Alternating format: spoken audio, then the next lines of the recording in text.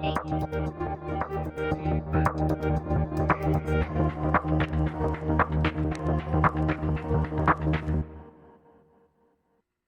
everyone, it's technology expert Burton Kelso here with another tech tip to help you get the most out of the technology in your life. Today we're talking about how to avoid and recognize the most common text messaging scams. Text messaging scams, or known by another name as smishing, have risen in popularity and are targeting individuals like yourself. Unfortunately, criminals have realized that people are using their smartphones to do just about everything. So, of course, criminals will always go where the people are because, number one, they're somewhat lazy. Number two is because criminals work as far as a numbers game is concerned, meaning that wherever there are larger groups of people, that's where they are going to scam.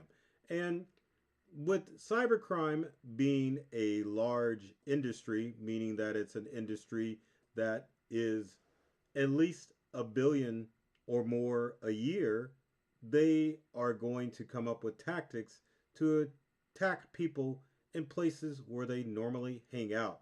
Social media and smartphone scams are all the rage. Same thing with text messaging scams. So it's very important that you understand that these scams are prevalent and what you need to do in order to protect yourself. The other problem that we have is the fact that AI is causing criminals or allowing criminals to come up with scams that will help them better target individuals. Doesn't matter if it's images or text messages, AI can definitely help a criminal become a little bit more efficient as far as how they attack you. So, what do you need to be doing in order to stay safe?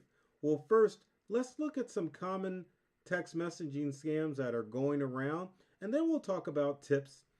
I should say, me.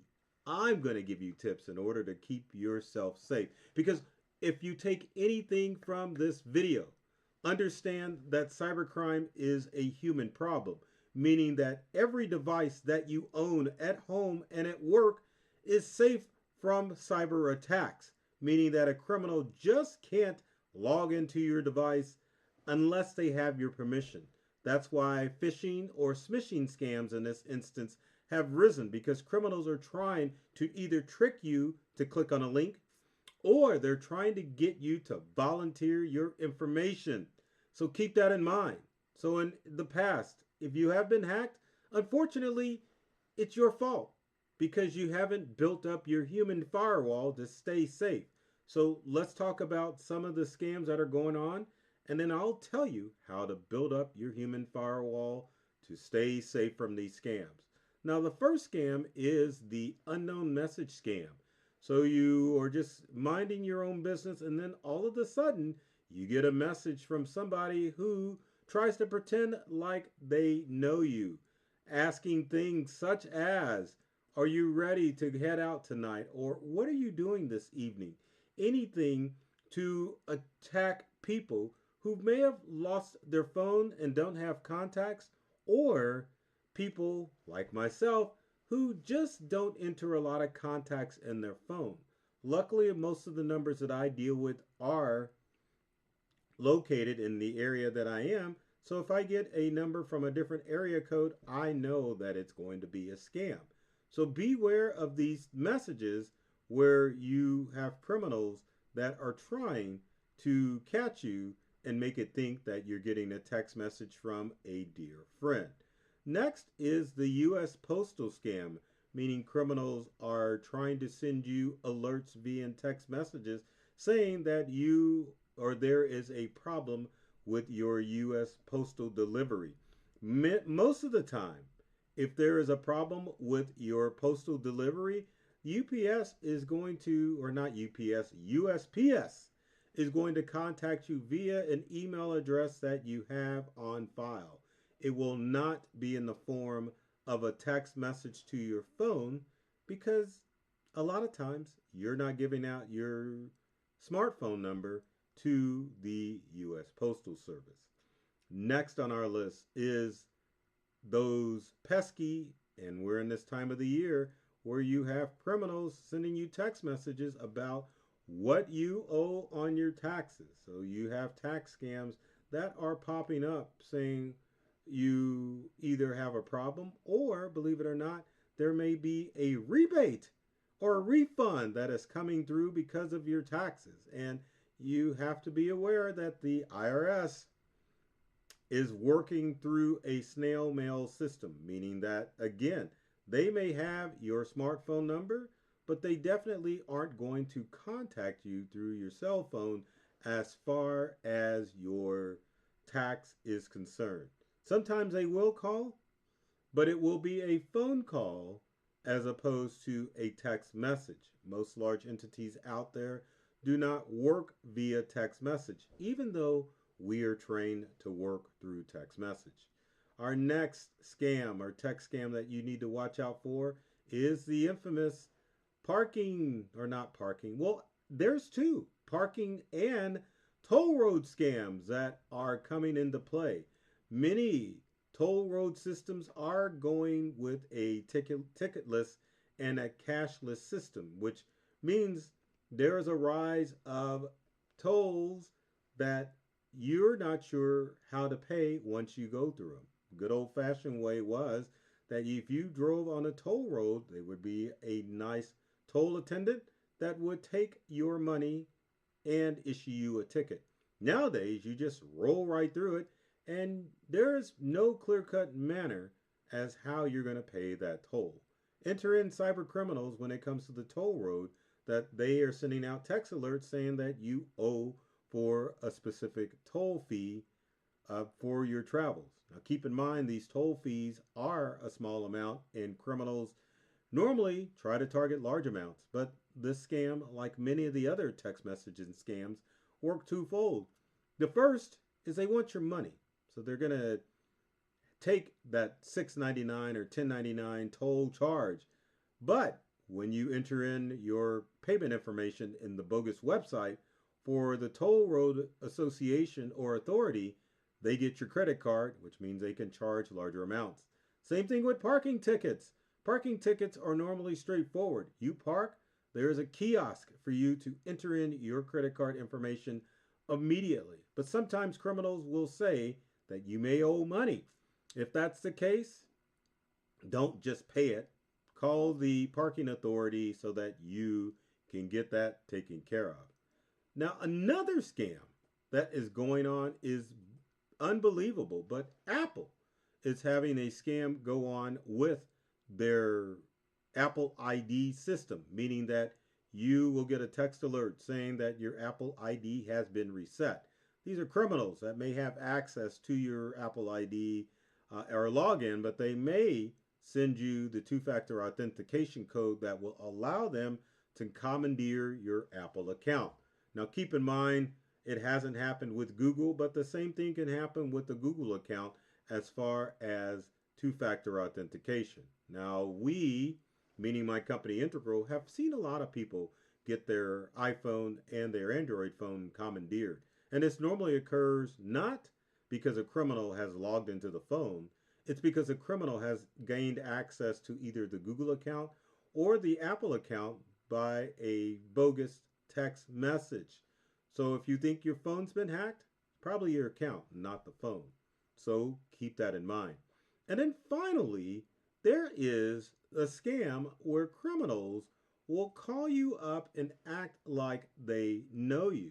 They'll probably have information about you. So they can call up, act as if they're a dear friend, and try to get information from you.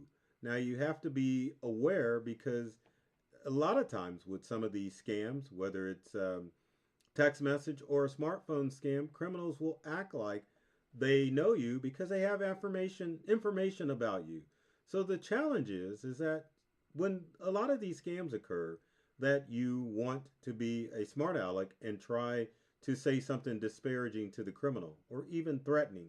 But I would caution you not to do that because many times criminals can have your information and they can cause more harm than good when it comes to sabotaging your personal accounts. Now, what can you do to stay safe from scams like this? So, number one is quit giving out your mobile number. This is the way that most criminals are able to text you.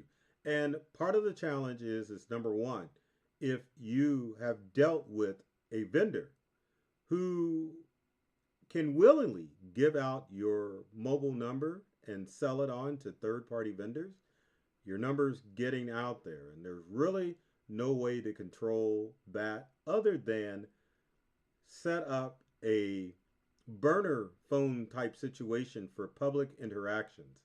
A good resource for you to use would be either Google Voice or even Meta's WhatsApp to have a different mobile number than your personal phone number. Your personal mobile number should be only geared for sharing with your close family and friends, not with the public.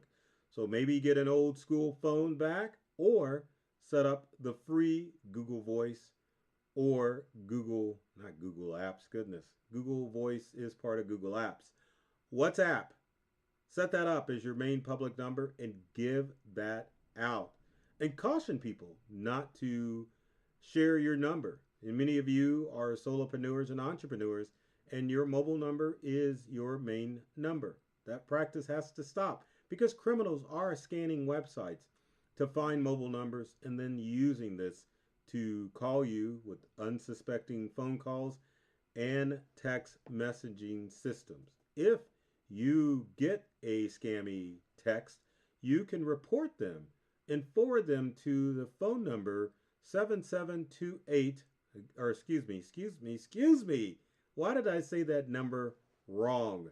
Let's do that again. You want to report those text messages to 7726, and also this reports it and it alerts your mobile carrier that the number that is texting you is a bad or a spammy number. If you get a text message from someone and you're unsure if it's from a legitimate source, make sure that you go to the source, meaning that you call that number to find out if it's a legitimate number or if it is a bogus phone number. And then finally, ignore those messages and block them. If you're a curious George, you need to make sure that you're blocking that information because you don't want to fall victim to responding to a text message that comes into your phone. So ignore them, block them. Not going to cause any harm.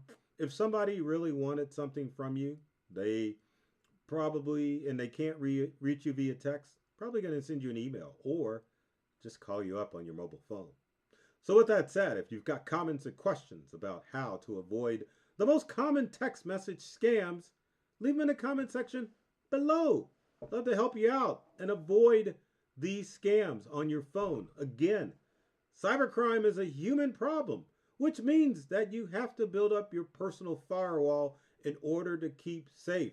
Criminals are not going to just be able to hack into your phone, and it takes them time to do so. And criminals are lazy. So as long as you're protecting yourself and not clicking on stuff you shouldn't be, you'll be safe from being hacked. Also, if you enjoyed this video, be sure to comment, like, and share it with those out there that aren't tech savvy and need help as far as their technology is concerned. Now, my goal with every video is to help you and your family